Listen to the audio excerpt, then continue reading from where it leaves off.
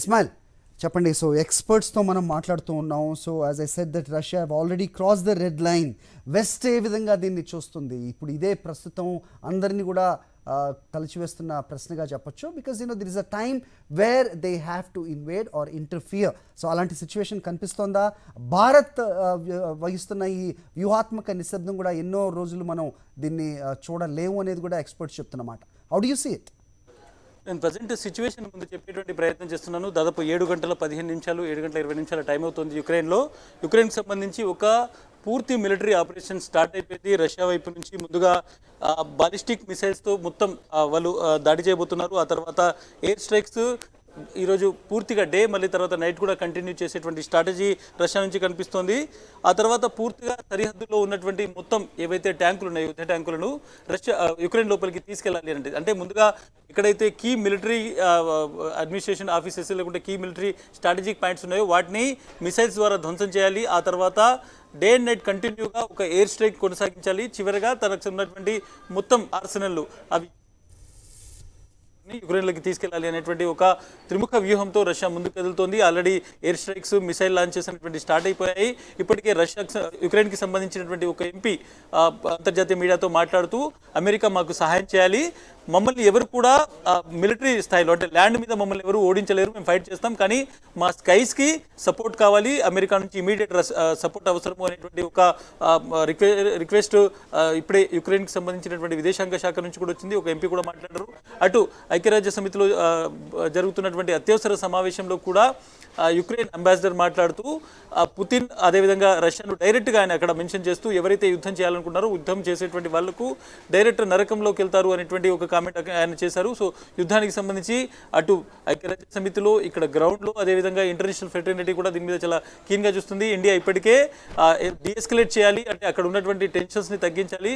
First ఏదైతే ఈ యుద్ధం జరుగుతున్నటువంటి నేపథ్యాన్ని కొంత స్లో డౌన్ చేయాలి, ఆ తర్వాత ఇద్దరు చర్చించాలి, ఇంటర్నేషనల్ ఫెటర్నిటీ ఇందులోకి రావాలి అనేటువంటిది ఇండియా సంబంధించినటువంటి ఒక అప్పీల్ ఉంది. బట్ ఓవరాల్గా చూసుకుంటే ఈ రోజు డెఫినెట్గా ఇంకొంతసేపటి తర్వాత సివియర్ ఎయిర్ స్ట్రైక్స్ చేసేటువంటి అవకాశం కనిపిస్తుంది. చాలా సిటీస్లో ఇప్పటికే మిసైల్ దాడులు జరుగుతున్నట్టు యుక్రెయిన్ విదేశాంగ శాఖ చెప్తోంది. ఇది ఇలాగే కంటిన్యూ అయితే 1-2 డేస్లో రష్యా పూర్తిగా అన్ని సిటీస్ని దాడి చేసి ఒక విధంగా అక్కడ ఉన్నటువంటి యుద్ధ విమానాలని లేకుంటే దాని ఎయిర్ సపోర్ట్ని పూర్తిగా కొలాప్స్ చేసేటువంటి అవకాశం ఉంది.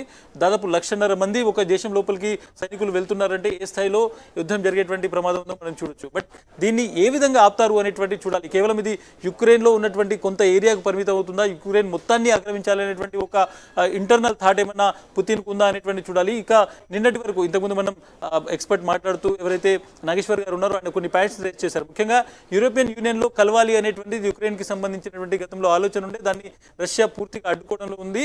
బట్ ఒకవేళ యుక్రెయిన్ను పూర్తిగా రష్యా ఆక్రమించుకోగలిగితే పక్కన ఉన్నటువంటి జర్మనీ, ఫ్రాన్స్ దీన్ని ఒక ప్రమాదంగా చూస్తాయి అనేటువంటిది. ఎందుకంటే ఇది ఒక బార్డర్ పాయింట్ మాత్రమే, ఇది దాటిన తర్వాత మళ్ళీ యూరోప్ స్టార్ట్ అవుతుంది. కాబట్టి యూరోపియన్ కంట్రీస్ అన్ని కూడా అప్పుడు రష్యా ప్రమాదాన్ని డైరెక్ట్గా చవి చూడాల్సి ఉంటుంది. కాబట్టి వాళ్ళు ఇప్పటి వరకు కొంత నాటోలో యుక్రెయిన్ రావడానికి కొంత వ్యతిరేకిస్తూ అమెరికాతో కొంత డిస్టెన్స్ మెయింటైన్ చేస్తున్నాయి. బట్ ఒక్కసారి ఈ మిలిటరీ వార్ స్టార్ట్ అయిన తర్వాత ఇప్పుడున్నటువంటి కండిషన్లో ఎంతవరకు వాళ్ళు సమదూరం పాటించడము లేకుంటే యుక్రెయిన్ను నాటోలో వద్దు అనేటువంటి పాయింట్ను ఎంతవరకు సపోర్ట్ చేస్తారనేటువంటిది కూడా చూడాలి. సో పరిణామాలు చాలా వేగంగా మారుతున్నాయి. పూర్తిగా ఇది నాటో ఇక్కడికి వస్తే, పూర్తిగా యుక్రెయిన్లోకి నాటో దళాలు వస్తే అది రష్యాకు ప్రమాదం, రష్యా సెక్యూర్గా ఉండలేదు అనేటువంటి భయం అటు రష్యాలో కనిపిస్తుంది. అట్ ద సేమ్ టైం ఇక్కడ ఉన్నటువంటి 2-3 ప్రాంతాల పేరుతో మొత్తం ఇక్కడ ఉన్నటువంటి సగం దేశాన్ని యుక్రెయిన్ ఆక్రమించుకున్న తర్వాత యుక్రెయిన్లో ఒక రాజ్యాన్ని, తమ పప్పెట్ రాజ్యాన్ని స్థాపించాలి లేకుంటే దాన్ని పూర్తిగా కలుపుకోవాలనేటువంటి ఒక ఆలోచన రష్యాకు ఉంది అనేటువంటిది ఇక్కడ ఉన్నటువంటి యుక్రెయిన్ వాసులు చెప్తున్నారు. మొత్తానికి యుద్ధం స్టార్ట్ అయిపోయింది. ఎందుకంటే పూర్తిగా మిసైల్ దాడులు జరుగుతున్నాయి. చాలా చోట్ల ఇప్పటికే పేలుడు శబ్దం వినిపిస్తుందని ఇంటర్నేషనల్ మీడియా పెద్ద ఎత్తున యుక్రెయిన్లో ఉంది రిపోర్ట్ చేస్తుంది. కాసేపు తర్వాత అంటే ఇప్పుడు దాదాపు 7:30 సమయం కావస్తుంది అక్కడ, కాసేపు తర్వాత పూర్తి స్థాయిలో యుద్ధ విమానాలు రష్యన్ యుద్ధ విమానాలు యుక్రెయిన్ గగనతలంలోకి వెళ్ళేటువంటి ప్రమాదం అయితే కనిపిస్తోంది. హరి రైట్ ఇస్మాయిల్, రష్యా వెలుగుచ్చిన ఈ భయంలో నిబద్ధత ఎంత ఉంది? నిజంగా మీరు చెప్పినట్టుగా ఇంటర్నల్గా ఎలాంటి ఇంటెన్షన్స్ రష్యాకు ఉన్నాయనేది కూడా ఒక కీలక అంశంగా కనిపిస్తున్న నేపథ్యంలో ఇది రష్యా వర్సెస్ నేటో దళాల మధ్య యుద్ధంగా ఇది మారబోతోందా? అలాంటి పరిస్థితుల వరకు కూడా ఎవరు కూడా మధ్యవర్తిత్వం వహించే అవకాశం ఉండబోదా అంటే ఏం చెప్తారు? Because this is the time. So మీరు చెప్పినట్టుగా లేకపోతే నాగేశ్వర్ గారు చెప్పినట్టుగా యుద్ధం స్టార్ట్ అవ్వనంత వరకు ఒక రకమైన స్టాండ్ తీసుకోవటం, వారించటం హెచ్చరించటం దేశాలకు ఒక రకమైన విజ్ఞప్తులు చేయటం ఒకవైపు అయితే, ఆల్రెడీ మిలిటరీ యాక్షన్ స్టార్ట్ అయిపోయిన తర్వాత ప్రపంచ దేశాలు ఏదో ఒక స్టాండ్ తీసుకోవాల్సిన అవసరం ఉంటుంది. ఇది అటువైపే దారి తీయబోతోందా? ఎవరు కూడా ఏ కంట్రీ కూడా దీంట్లో ఇంటర్ఫియర్ అవ్వద్దు అంటూ రష్యా ప్యూటిన్ ఒక రకమైన స్ట్రాంగ్గానే వార్నింగ్ ఇచ్చిన నేపథ్యంలో what is going to happen now? But డెఫినెట్గా ఇప్పుడున్నటువంటి పరిస్థితుల్లో మనం ఐక్యరాజ్య సమితికి సంబంధించినటువంటి ఒక భద్రతా మండలి అత్యవసర సమావేశం జరుగుతుంది. సమావేశంలో మాట్లాడేటువంటి దేశాలు డీఎస్కలేట్ చేయాలి, టెన్షన్స్ని తగ్గించాలి అనేటువంటి మాట చెప్తున్నారు. ఇక్కడ యుద్ధం స్టార్ట్ అయిపోయింది. డెఫినెట్గా రష్యా లాంటి ఒక భారీ ఆర్సనల్ ఉన్నటువంటిది, రష్యాకు సంబంధించి యుద్ధ ట్యాంకులు కావచ్చు, లేకుంటే యుద్ధ విమానాలు మనం ఒక్కసారిగా యుక్రెయిన్ మీద పడితే 1-2 రోజుల్లోనే పూర్తిగా ప్రాణ నష్టం, మనం ఊహించని ప్రాణ నష్టం జరిగేటువంటి ప్రమాదం కనిపిస్తుంది. రష్యా ఒక స్టేట్మెంట్ కాసేపు క్రితం ఒక స్టేట్మెంట్ రిలీజ్ చేసింది. దాంట్లో మేము అధునాతనమైనటువంటి టెక్నాలజీని ఉపయోగించినటువంటి ఆయుధాలు వాడుతున్నాము, దీనివల్ల సివిలియన్స్కు తక్కువ డ్యామేజ్ జరుగుతుంది, ప్రిసైజ్గా ఎక్కడ మిసైల్స్ వేయాలనో అక్కడ మాత్రమే వేస్తామనేటువంటి చెప్తున్నారు. కానీ యుద్ధం స్టార్ట్ అయిన తర్వాత అది మిలిటరీ కావచ్చు, లేకుంటే సివిలియన్స్ కావచ్చు, ఎవరిని ఏ విధంగా టార్గెట్ చేస్తారు అనేటువంటిది కంట్రోల్ ఉండదు. చరిత్ర ఎప్పుడు కూడా ఒక కంట్రోల్డ్ యుద్ధం, కేవలం సైనికుల మధ్య మాత్రమే జరిగినటువంటి యుద్ధము ఆధునిక ప్రపంచంలో ఎప్పుడు చూడలేదు.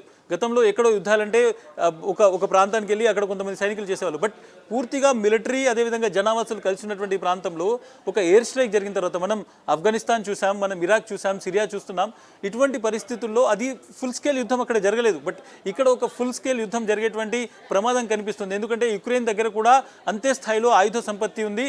కొంత ఎయిర్ సపోర్ట్ తక్కువగా ఉన్నప్పటికీ యుక్రెయిన్ కూడా పెద్ద ఎత్తున యాంటీ మిసైల్ లాంచింగ్ సిస్టమ్ ఉంది, వాళ్ళ దగ్గర యుద్ధ ట్యాంకులు ఉన్నాయి, వాళ్ళ దగ్గర పెద్ద ఎత్తున సైన్యం కూడా ఉంది. కాబట్టి ఇవి రెండు ఫైట్ చేస్తే ఒక ఫుల్ స్కేల్ యుద్ధం జరిగితే అది మనం రష్యా ప్రాంతంలో ఎక్కడైతే రష్యన్ బార్డర్, అదేవిధంగా యూరప్ ఒక ముఖద్వారం చూసుకోవచ్చు మనం రష్యాకు సంబంధించి.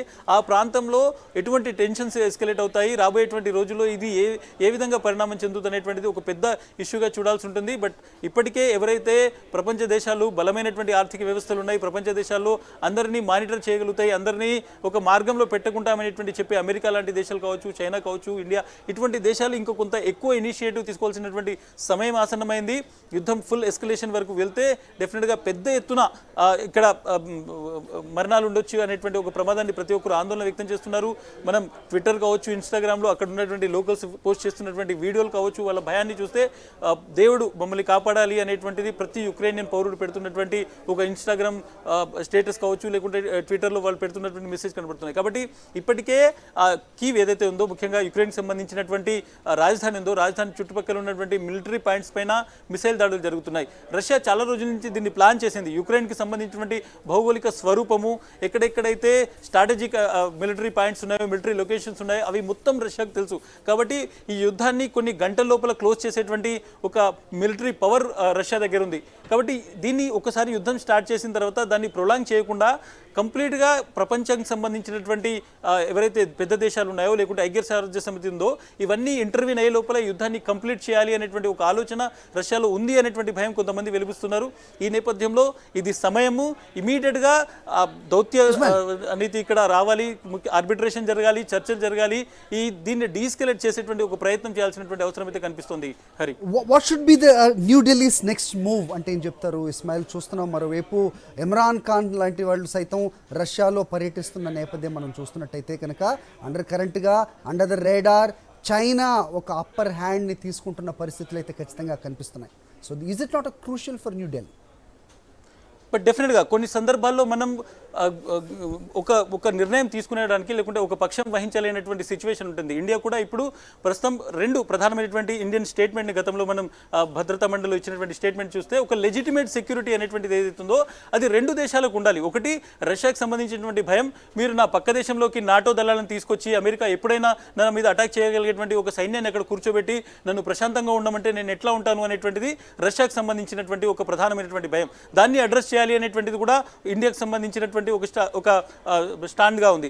అట్ ద సేమ్ టైం యుక్రెయిన్లోకి పూర్తిగా రష్యన్ సైన్యాలు అక్కడ కొన్ని ప్రాంతాలను మేము ఇండిపెండెంట్ స్టేట్స్గా ప్రకటిస్తాము, వాటికి మేము మిలిటరీ సపోర్ట్ ఇస్తామని ఒక దేశం సంబంధించినటువంటి సార్వభౌమత్వాన్ని క్వశ్చన్ చేస్తూ రష్యాకు సంబంధించినటువంటి సైన్యం యుక్రెయిన్లోకి ప్రవేశించాలని కూడా భారత్ వ్యతిరేకిస్తుంది. రెండు అంశాలు ఇక్కడ ముడిపడి ఉన్నాయి. కాబట్టి మనం ఒక ఇమీడియట్ స్టాండ్ తీసుకునేటువంటి అవకాశం లేదు. బట్ భారత్ తరఫున ఒక ఇనిషియేటివ్ జరుగుతోంది.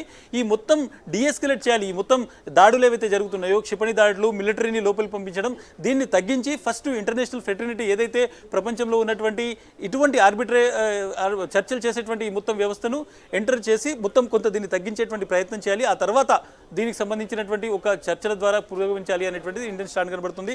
బట్ ఇప్పుడున్నటువంటి సిచ్యువేషన్లో పుతిన్ అంత ఈజీగా వెనక్కి తగ్గేటువంటి పరిస్థితి కనిపించట్లేదు.